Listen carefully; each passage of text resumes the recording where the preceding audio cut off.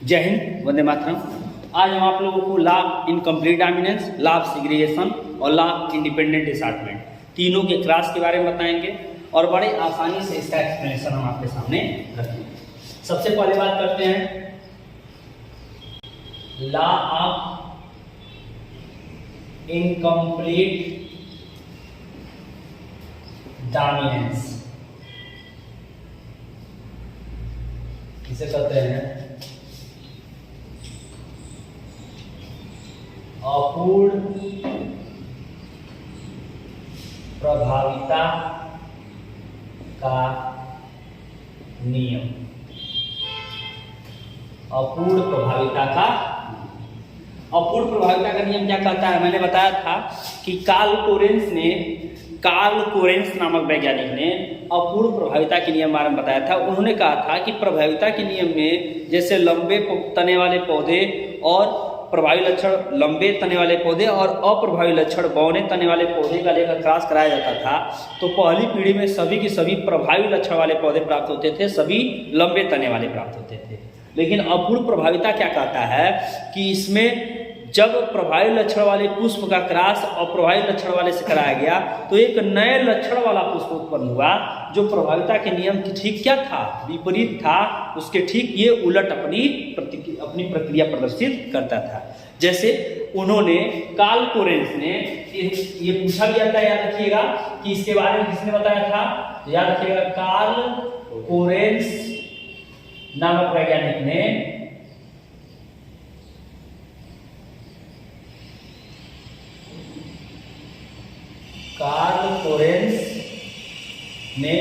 इसके बारे में बताया था। अपूर्ण प्रभाविता का नियम क्या कहता है कि जब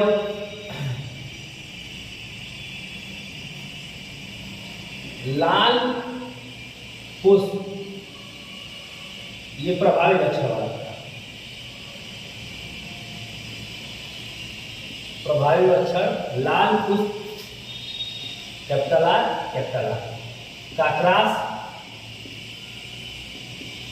अप्रभावी यानी रिसेसिव कैपिटल स्मॉल आर के साथ क्रॉस कराया गया। तो ध्यान दीजिएगा, कैपिटल आर स्मॉल आर। यहां पे प्रक्रिया होगी मियोसिस से जो बनेंगे वो गैमेट्स जब आपस में फ्यूज करेंगे तो fertilization. Capital R small are,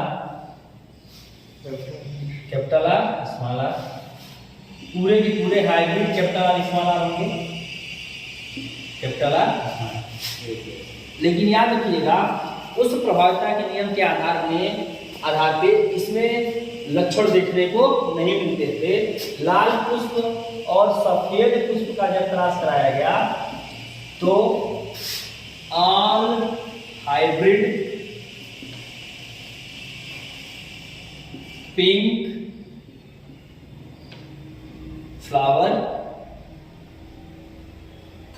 flowers, सभी संकरित गुलाबी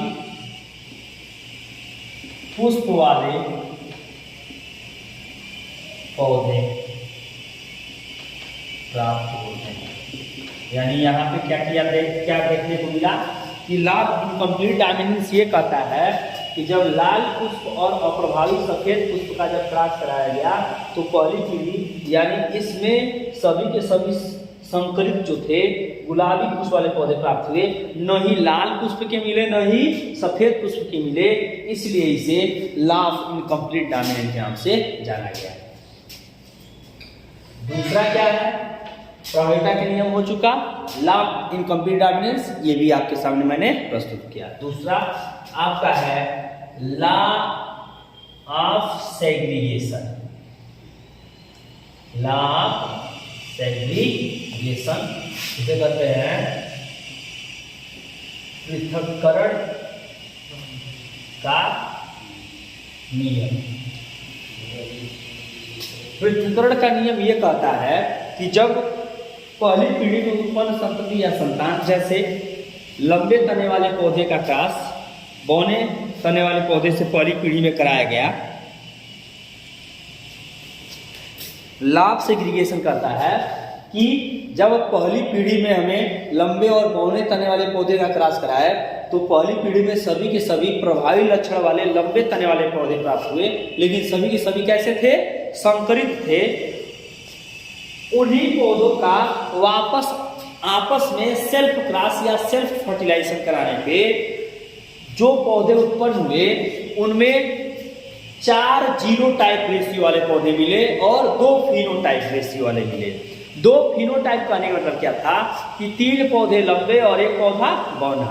और जीनोटाइप कहने का मतलब क्या है कि 1 प्योर टाल प्लांट, 2 हाइब्रिड टाल प्लांट और 1 प्योर ड्वार्फ प्लांट जो है प्रोड्यूस हुआ। यानी अगली पीढ़ी में जब उस पौधों का क्रॉस कराया गया तो जो पहली पीढ़ी में रिसेसिव कैरेक्टर वाला पौधा था वो लाभ सेग्रीगेशन में अपने आप को क्या किया? सेग्रीगेट कर लिया, पृथक कर लिया और अपने आप पृथक करके उसको अपने आप को प्रदर्शित करने लगा। इसीलिए इसे लाभ सेग्रीगेशन, इसे एक और नाम दिया जाता है लाभ प्यूरिटी ऑफ गैमेट के नाम से भी इसे जाना जाता है।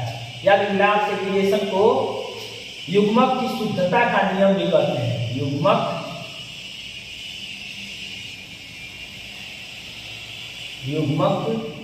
की शुद्धता का नियम, इसे लॉ ऑफ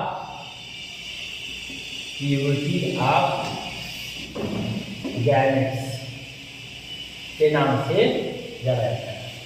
जैसे कैपिटल टी स्मॉल टी का cross capital T small T से कराया गया। Capital T small T, capital T small T, ये आपके F1 पेरेंट थे। एक को मान लिया गया मेल, दूसरा आपका फीमेल। ये आपका हो रहा है क्रॉस, ये आपका मियोसिस,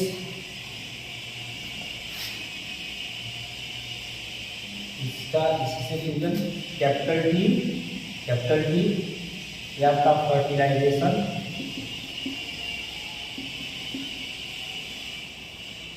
और ये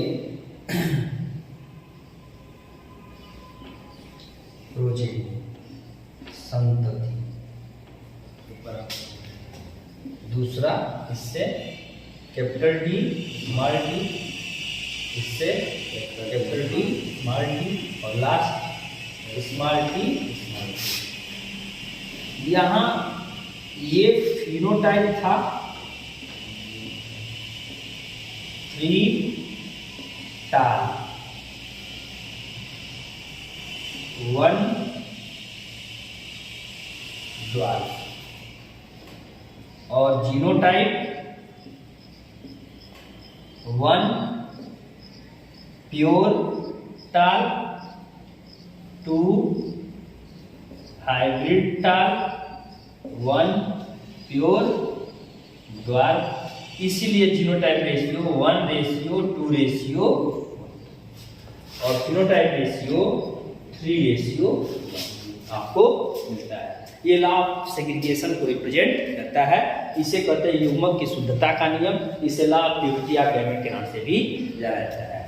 तीसरी नियम की हम जब बात कर रहे हैं, ये भी ध्यान दीजिएगा, इसे टेस्ट क्रॉस के नाम से भी जाना जाता है। याद रखिएगा, इसे टेस्ट क्रॉस के नाम से भी जाना जाता है, जिसमें पहली पीढ़ी के संतति का आपस में क्या करा दिया गया? सेल्फ क्रॉस कराया गया। अगर यही पहली पीढ़ी के संतति का वापस पीछे जाकर के पेरेंट्स से क्रॉस कराया गया होता तो उसे बैक क्रॉस के नाम से जाना जाता है। और तीसरा हम बात कर रहे हैं, तीसरा लॉ ऑफ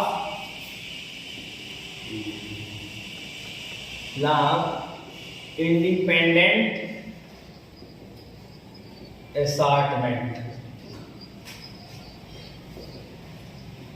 स्वतंत्र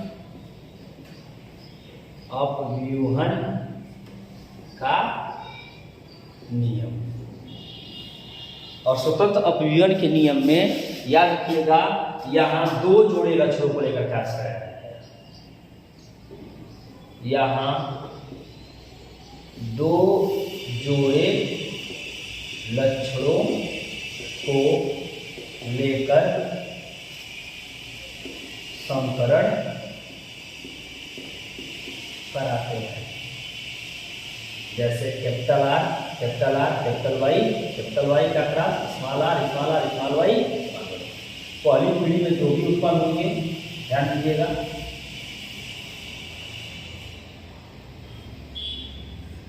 पहली पीढ़ी में 2 भी उत्पन्न होंगे, capital R, capital Y, small Y.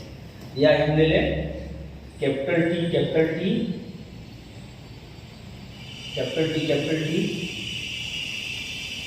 और कैपिटल आर, और ये ले स्मॉल टी, स्मॉल आर।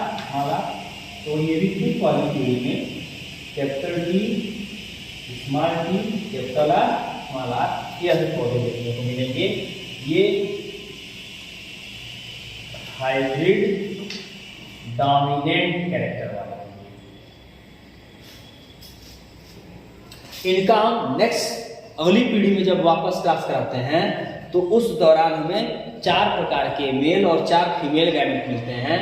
और वो 4 मेल और 4 फीमेल गैमेट जब वापस क्रॉस करते हैं तो 16 संतति संतानों का निर्माण होता है, जिसका रेशियो 9:3:3:1 मिलता है। ये मैं आपके सामने प्रस्तुत करूंगा नेक्स्ट वीडियो में। Thanks to all.